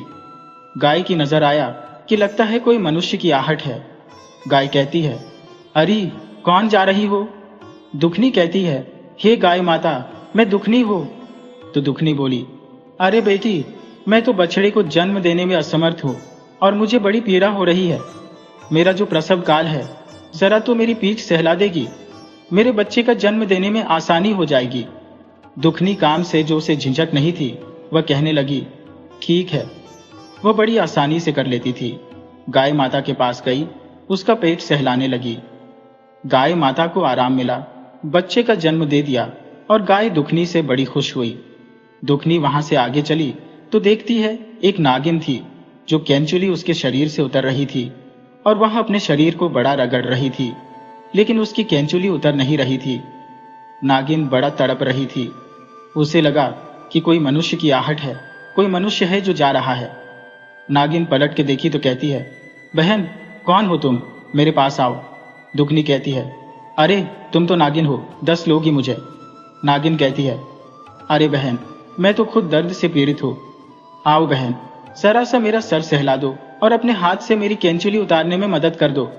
और दुखनी जाकर नागिन की केंचुली उतार देती है और वहां से दुखनी फिर आगे बढ़ती है। नागिन बड़ी खुश हो जाती है। जब वह जंगल में पहुंचती है तो एक बूढ़ी माता बैठी हुई है। माता जो वह एक जूतिया माई थी वहां पर बैठी हुई थी। कहती है, अरे बेटी कौन हो? दुखनी कहती है, माता मैं दुखनी हूं। तब जूतिया माता कहती है, अरे बेटी जरा मेरे सिर में देख, मेरे बालों में जुएं हो गई है, जरा निकाल देगी, बहुत ही खुजली हो रही है, मेरा देखना बाल कैसे चिपक से गए हैं। तब दुखनी कहती है, ठीक है माता मैं निकाल देती हूँ। दुखनी बैठती है और जूतिया माता को जो वह जुएं साफ कर देती है और अपने दुख सुख की बातें बतलाने लगती है। और जो जूतिया माता है वह कहती है, अरे बेटी हमको तो नींद आ रही है, कहाँ सो? तो दुखनी अपना आंचल फैला देती है, उसी पर जूतिया माता सो जाती है। दुखनी उनके पूरे पैर दबाने लगती है ताकि बुढ़िया माई को नींद आ गई और उसे आराम मिल गया। दुखनी देखती है कि जब बुढ़िया माई उठती है कि जाग न जाए, उसकी नींद खराब न हो जाए। शाम होने वाली थी जब जूतिया माता उठी और कहती है, अरे बेटी तुमने मुझे उठाया नहीं, मुझे जगाया नहीं। दुखनी कहती है, माता आपको गहरी नींद में थी तो मैं आपको कैसे जगा देती? कच्ची नींद को तो दुश्मन को भी नहीं जगाया जाता और आप तो मेरी माता के समान हो। तब माता कहती है, बेटी तू तो लकड़ी काटने आई थी ना, कल जूतिया का स्नान करके खाने वाला दिन है ना। तब दुखनी कहती है, माता बेटी आई तो थी मैं लकड़ियां लेने ही, लेकिन कोई नहीं, माता तुम सो गई तो मैं तुम्हें कैसे जगाती। तब जूतिया माता कहती है, बेटी तू लकड़ी भी नहीं काट पाई, बच्चों के लिए क्या बनाएगी, भोजन तो है नहीं। तब वह कहती है दुखनी, कोई बात नहीं माता, थोड़ी बहुत लकड़ियां लेकर जाऊंगी ही, बाजार में बेच दूंगी, बच्चों के लिए कुछ न कुछ तो लेकर जाऊंगी। माता तब जो जूतिया माता बुढ़िया के भेष में बैठी होती है वह एक मुट्ठी चावल अपनी खोज में से निकाल कर देती है। कहती है, बेटी यह ले और यह रख ले और कोठी में डाल देना। और एक झोले में से एक पोटली निकालती है और कहती है, ले बेटी पोटली लेकर जाओ, घर में जाकर खोलना। दुखनी ले लेती है और वहां से चल देती है।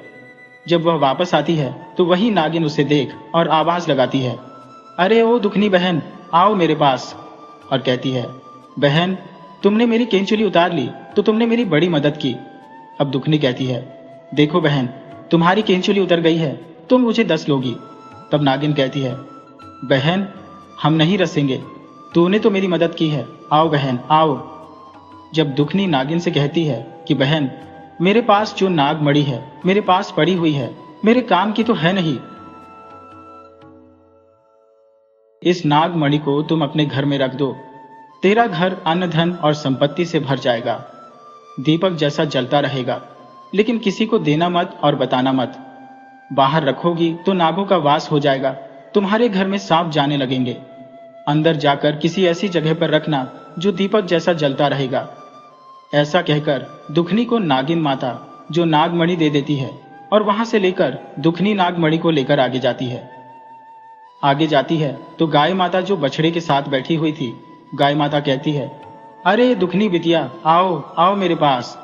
दुखनी कहती है कि क्या गाय माता, अरे अब मुझे देर हो रही है। तब गाय माता कहती है, अरे बिटिया मेरा तो बछड़ा जन्म देने में इतनी मदद की हो तुम, अब हम इस जंगल में रहकर क्या करेंगे? मेरे बछड़े को कौन देखभाल करेगा? कोई सियार आएगा, शेर बिलार आएगा, मेरे बछड़े को खा जाएगा, हम तो तड़प तड़प के मर जाएंगे। बेटी तुम हमें अपने घर ले चलो, तू सेवा करेगी तो मैं तुझे दूध भी दूंगी और तुम्हारे घर में हम गोबर भी देंगे, तुम्हारा घर खुशियों से भर जाएगा, चलो हमें साथ ले चलो। दुखनी जो है पीछे पीछे गाय माता आगे आगे करके और खोज में चावल ले ली और जो पोटली को ले ली और नागमणि भी उसमें रख ली और रस्सी कुल्हाड़ी हाथ में ली हुई थी, जा रही थी। चलते चलते अपने घर के पास पहुंची। बच्चे देखते हैं तो कहते हैं, अरे मेरी माँ एक गाय को लेकर आई है, बछड़ा भी साथ में है। बच्चे बड़े खुश होते हैं, कहते हैं, माँ भी बड़ी खुश लग रही है, कुछ तो लेकर आई है। दुखनी जो जाकर हाथ धोई, आंचल से जो चावल है वह ले जाकर कोठी में डाल देती है। गाय को खूंटी से बांध देती है। बच्चे उसको खाना सानी देने लगते हैं। पोतली जो है वह खोल के देखती है तो उसमें सोने के सिक्के भरे हुए थे और हीरे मोती चमचम चमक रहे थे। यह देखकर दुखनी बड़ी खुश हो गई। उसको लगा, चलो अब मेरी जिंदगी संवर जाएगी, अब तो मेरा कोई दुख नहीं है। कोठी में जाकर अनाज देखती है। बनाते समय तो कोठी भर गई। वह तो अनाज से इतनी भरी हुई थी कि अन्न की तो कोई कमी नहीं थी। दुखनी जो बच्चों को भोजन बनाकर खिलाती है और गाय माता ने दूध दिया, उससे बच्चे जो बड़े प्यार से उसकी सेवा करने लगे और दूध पीने लगे। अब जो दुखनी जीवित पुत्रिका का व्रत की तैयारी बड़े अच्छे से करने लगी। वह सोने का सिक्का बाजार में ले जाकर बेच देती है और घर की सभी जरूरी चीजें खरीद लाती है। वह अपने बच्चों के लिए सुंदर सुंदर कपड़े और अपनी सास के लिए सुंदर साड़ी और अपने पति के लिए भी सुंदर से कुर्ता पजामा और अपने लिए भी एक सुंदर सी साड़ी खरीद कर लाती है। और अब दुखनी तरह तरह के पकवान अपने घर में बनाने लगी थी। अब दुखनी जो सुखनी के घर काम करने नहीं जाती थी, क्योंकि अब दुखनी के पति को भी अच्छी बुद्धि आ गई थी, वह भी कुछ काम करने लगा था। कुछ दिन बाद दुखनी अपने पति से कहती है कि अब इस घर को बढ़िया सा घर बनवा दो। अब घर का काम शुरू हो जाता है। दुखनी का घर बहुत ही सुंदर बन जाता है। अड़ोस पड़ोस के लोग भी कहते हैं कि देखो, किस्मत से कहते हैं दुखनी के दिन कैसे फिर गए, कहाँ तो घर घर काम करती थी। दुखनी की सब तारीफ करते थे। अड़ोस पड़ोस में उसका बहुत ही अच्छा व्यवहार था। सबके दुख सुख में वह साथ रहती थी। सब उसकी बड़ी तारीफ करते हैं कि यह सब दुखनी की मेहनत का फल है, उसकी नीयत है जो उसके घर में बरकत हुई है। जब यह बात सुखनी तक पहुंचती है तो वह सोचती है, आजकल क्या बात है, दुखनी उसके घर काम करने नहीं आ रही है। लोग कहते हैं कि दुखनी बड़ी अमीर हो गई है। सुखनी से रहा नहीं जाता है और वह दुखनी के घर आ जाती है और दुखनी से कहती है, अरे बहन, तू तो मेरे घर अब काम करने नहीं आती है, क्या बात है। तब सुखनी कहती है, बहन, अब हमें तुम्हारे घर मजदूरी करने की कोई जरूरत नहीं है। तू तो बहन होकर भी मुझे बासी भोजन देती थी। अब एक काम कर, तू मेरे घर काम कर, बर्तन धो, झाड़ू लगा, हम तुम्हें ताज़ी भोजन देंगे और सूखा अनाज भी देंगे। कर मेरे घर में काम करके जा। मेरे तो बच्चे थे, तुम्हारे तो बच्चे भी नहीं है। तभी दुखनी बहुत गुस्से में हो जाती है और कहने लगती है कि तुम जो ज्यादा बोल रही हो, तुम्हारे बच्चे क्या मतलब है। तुम मुझे बांझ बोल रही हो और मैं राजा से कहकर तुम्हें फांसी दिला दूंगी। अब सुखनी जो बहुत ही गुस्से में हो गई और कहती है कि बता, ये धन तुझे कैसे मिला। बहन, तूने तो मुझे धक्के मारकर भगा दिया था। दुखनी बहुत ही सीधी थी, बहन के गुस्से से डर गई। कहने लगी कि बहन, तूने धक्के मारकर मुझे निकाल दिया, लेकिन जितवा भगवान की कृपा से सब तुम्हारे घर से अपने घर आ गए हम। और रोते हुए तो मैं जंगल की ओर चली गई। जंगल में गई तो एक गाय माता मिली। मैं उसकी सेवा की। एक नागरानी थी, उसकी भी मैंने सेवा की। उसकी कैंचुली उतार दी। बूढ़ी गाय माता की जो उसके प्रसव में मदद की। और जंगल में मुझे एक बूढ़ी माता भी मिली, उसकी मैंने जुएं निकाल दी, पैर भी दाब दिए। उनके पैरों में बड़ा दर्द था। बूढ़ी माता ने मुझे एक पोटली दी और कुछ अनाज भी दिया। जब वहां से मैं आगे चली तो नागरानी ने मुझे नागमणि दी। जब वहां से चली तो गाय माता कहती है कि मैं इस जंगल में क्या करूंगी, दुखनी बेटी, मुझे अपने साथ ले चल और मेरी सेवा करना। बहन, वही उसी की कृपा से मेरे घर में धन हो गया है। मैं सुखी जीवन बिता रही हूं। बहन, मैंने किसी के घर चोरी नहीं की हो, मैं किसी के घर से कुछ लूट कर नहीं लाई हो। भगवान की कृपा से मेरे घर धन हो गया है। तब सुखनी कहती है, अच्छा बहन, ऐसी बात है। तो वह कहती है, हाँ। और चुपचाप सुखनी उसके घर से चली गई और जाकर सवेरा होते ही थोड़ी देर बाद वह हाथ में कुल्हाड़ी और रस्सी ले ली और जंगल की ओर फटे पुराने कपड़े पहनकर निकल दी। अब भगवान सोचते हैं, जितवा भगवान की, इसे तो इसकी करनी का जो न फल मिल रहा ही है।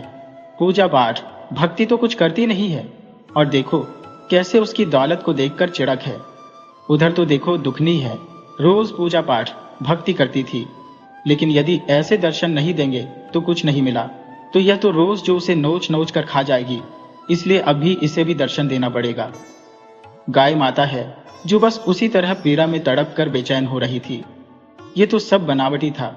सुखनी जा रही थी, रास्ते में सब भगवान की लीला थी और गाय माता आवाज देती है, अरे कौन है बिटिया, जरा मेरी कुछ मदद तो करना। गाय माता की आवाज सुनकर सुखनी कहती है, माता मैं सुखनी हूं। तब गाय माता कहती है, बेटी सुखनी, मैं दर्द से बड़ी बेचैन हूं, बड़ी तड़प रही हूं बेटा, मेरी मदद कर दे। बेचारी सुखनी भला अमीर घराने की बहू थी। वह कहने लगी, उसे तो बड़ा घमंड था अपने घर में धन दौलत का। कहती है कि मैं बड़े घर की बहू हूं और मैं तुम्हारी क्या मदद कर सकती हूँ। अरे मैं तो जंगल में रहने वाली गाय हूं, तुम घास फूस खाकर जो बिताने वाली हो अपना समय, तुम्हें दिखाई नहीं देता। मैं दुखनी नहीं हूं, मैं तो सुखनी हूं। बस मैं तो वो लेने आई हूं जो दुखनी को मिला है। अरे तेरे पेट में हाथ रखेंगे तो मेरा हाथ गंदा हो जाएगा। तो गाय माता के पास वह जाती नहीं है और न ही गाय माता की वह सेवा करती है। वह कहती है, मेरे घर में तो कितने नौकर चाकर लगे हुए हैं और तुम्हारे मन में यह ख्याल भी कैसे आ गया कि मैं तुम्हारी कोई मदद करूंगी। वह गाय को डांट कर सुखनी आगे बढ़ गई। आगे बढ़ने पर वही नागिन थी जो केंचुली उतार रही थी। उसे बहुत दर्द हो रहा था। वह कहती है, अरे कौन है। सुखनी कहती है कि नागरानी, मैं दुखनी की बहन हूं और सुखनी मेरा नाम है। नागिन कहती है, अरे बेटी मेरी पीठ थोड़ी सहला दे, मेरी केंचुली उतर जाएगी। तब वह कहती है, देखती नहीं है नागिन, मेरे हाथ में कुल्हाड़ी है, जितनी जगह कहोगे उतनी जगह काट दूंगी। बड़ी आई मेरे हाथों से पीठ सहलवाएगी। मैं जानती हूं तेरे पास आऊंगी झट मुझे दस लेगी। मैं दुखनी नहीं सुखनी हूं, अब जो दुखनी को दिया है बस मुझे तो वह देना। और कहती हुई सुखनी आगे निकल जाती है। आगे जाती है तो नागिन कहती है, अच्छा ठीक है जा, मुझे टुकड़े नहीं करवाने अपने। अब जो सुखनी आगे बढ़ गई, वहां पर जो जूतिया माता वन में बैठी हुई थी वह कहती है, अरे बिटिया कौन है। तो जूतिया माता की आवाज सुनकर सुखनी कहती है, माँ बूढ़ी माँ, हमें तुम्हें दिखाई नहीं देता। बुढ़िया हमें सुखनी, उस दुखनी की बहन इस जंगल में। तब वह कहती है, बिटिया इस जंगल में क्या करने आई हो। तो वह कहती है, वही करने आई हो जो दुखनी को मिला, वही लेने आई हो, क्या तुम जो करोगी। तो बूढ़ी माई कहती है, अरे बिटिया मेरे सिर में से जुएं निकाल दे, मेरे बालों में जुएं हो गई है, बड़ी खुजली हो रही है। तब सुखनी कहती है, अरे बुढ़िया देखने में तो कितनी बदसूरत, कितनी गंदी लग रही है, मक्खियां भिनभिना रही है। तो कहती है कि मैं तेरे सिर से जुएं निकाल दूं, तेरे बाल खींच खींच कर पूरा तुझे जमीन पर पटक पटक कर मारूंगी और यहीं पर तेरी सारी जुएं निकल जाएंगी। दुखनी को जो दिया है बस हमें दे दो, हमें घर जाने की जल्दी है। पता नहीं है हम कितने बड़े घर की बहू हैं, हमारे आगे पीछे नौकर चाकर घूमते हैं और हम तेरी जो सफाई करेंगे तेरी जुएं देखेंगे। तो जो जूतिया माता कहती है, बेटी चलो ठीक है। वह जो कहती है एक मुट्ठी चावल निकालकर उसे दे देती है और एक पोटली निकालकर दे देती है, बोलती है घर में खोलना। तब सुखनी कहती है ठीक है और लेकर चलने लगी।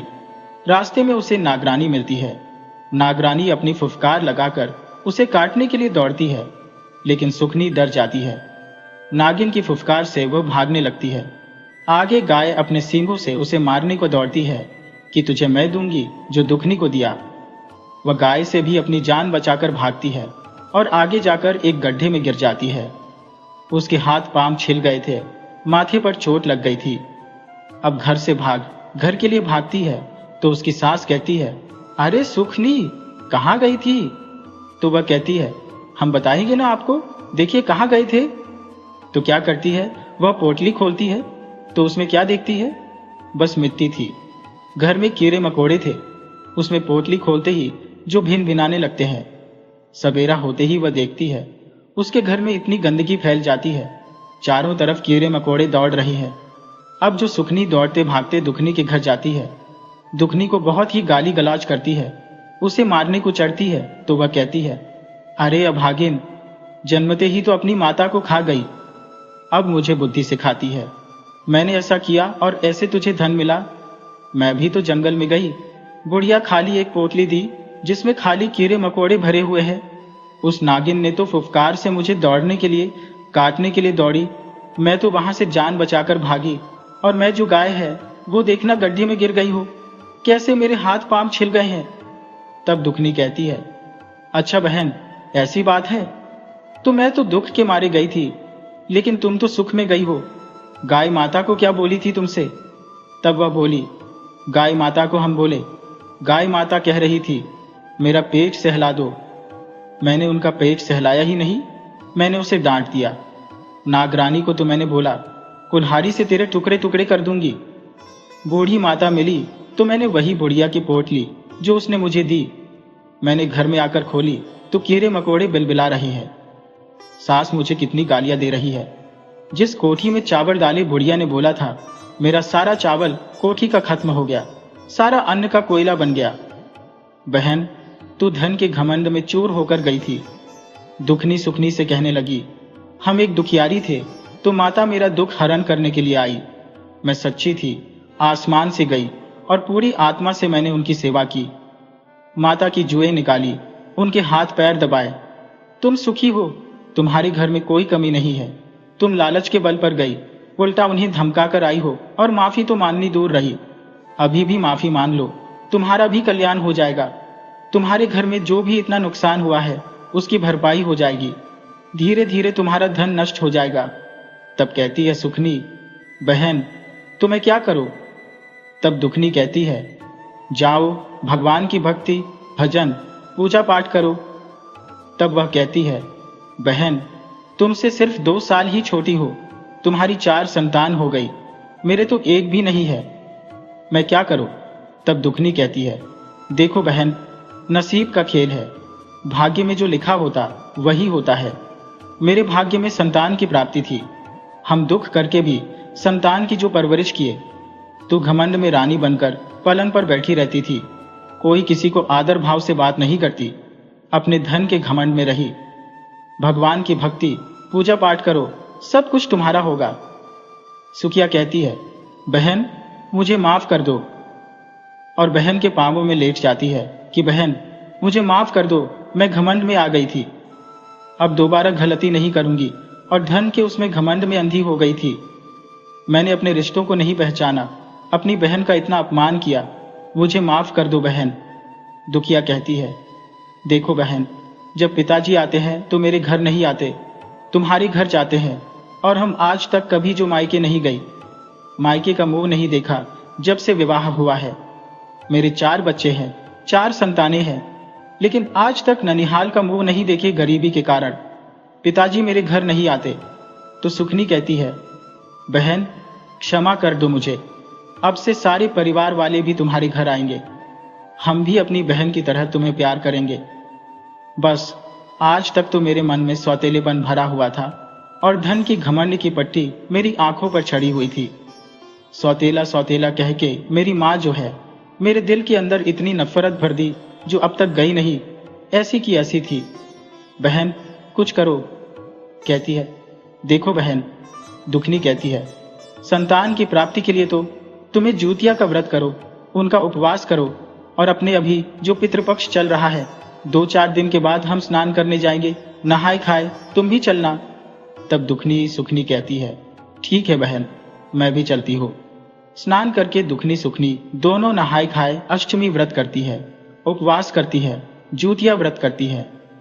नवमी के दिन नियम अनुसार पालन करती है। जितवा भगवान उसकी भी पुकार सुन लेते हैं, और उसे भी संतान से उसकी गोद भर देते हैं। अब उसकी गर्भ में भी संतान आ जाती है। धीरे धीरे 9वां महीना पूरा हो गया। 9 महीने 9 दिन और 9 घंटे के बाद सुखनी के भी एक संतान जन्म लेती है। अब सुखनी जो बड़ी खुश थी, सबसे पहले अपनी बहन दुखनी को बुलावा भेजती है अपने घर में कि उसके बच्चे के कपड़े लेकर, बच्चे को लेकर सारे परिवार को छठी में बुलाए। दुखनी भी छठी में अपने सारे परिवार को लेकर जाती है। दुखनी के बारे में वह जो सबसे बताती है कि मेरी बहन है, मेरी माँ बचपन से ही सौतेला सौतेला कह के हम दोनों बहनों में फूट डाली थी। बहुत ज्यादा मेरे मन में जहर घोल दिया था मेरी बड़ी बहन के खिलाफ। मैं चाहती थी कि मेरी बहन है, लेकिन मैं इसको कभी नहीं चाही। यही बहन है जो मेरे को जो इतना ज्ञान दिया, मुझे सद्बुद्धि दी, जो आज मैं इतने सालों के बाद मेरी कोख से मेरी औलाद जन्मी है, मुझे माँ बनने का सुख मिला है। राजा जो थे, राजा और रानी सुखनी के माता पिता दुखनी को अपनाए। उनसे कहते हैं, बेटी तुम मेरे घर एक दिन के लिए चलो। जो राजा तो उसका सगा पिता ही था, माँ तो सौतेली थी। अब राजा को भी अपनी गलती का एहसास होता है। दुखनी और सुखनी दोनों मायके गई, दोनों के बच्चे भी मायके गए। दुखनी और सुखनी सुखी जीवन बिताने लगी। अब दुखनी की सास की मृत्यु हो गई थी। दुखनी और उसके बच्चे थे परिवार में, और उसका पति। दुखनी की सास दुखनी को बड़ा प्यार करती थी। उसने उसे एक माँ की तरह ममता दी थी, और दुखनी ने भी अपनी सास की बहुत सेवा की थी। तो देखा आपने, ये कहानी हमें बताती है कि कैसे जीवन में अच्छे कर्म और सच्चे मन का फल मिलता है, चाहे कितनी भी मुश्किलें क्यों ना आए। वही लालच और घमंड का नतीजा हमेशा बुरा ही होता है। ये सीख हमारे जीवन में भी बहुत काम आती है। अगर आपको ये कहानी पसंद आई तो इसे लाइक करें, शेयर करें और हमारे चैनल को सब्सक्राइब करना न भूलें।